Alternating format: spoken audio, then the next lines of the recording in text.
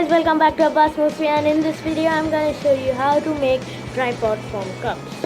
And for making this you will need cups, and you need to cut them from here as shown. They should be exactly in middle, and when you cut it will look like this. And I have cut it from here and here, as you can see.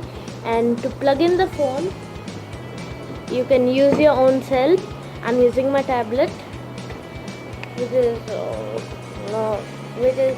there, but it's just like this. You can do it if they're stuck. Okay, and if this is for the straight view, I also use this for my cell phone. It's my mother's actually.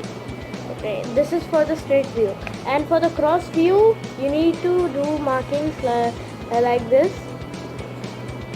right? And if you cut it, it will look like this. Okay, now I have cut it like across. Now if you want to take the shoot down, it's like down over here, so you can plug in your tablet or your cell phone like this, and just like this, and you can take video from here, or you can take a selfie like this or something.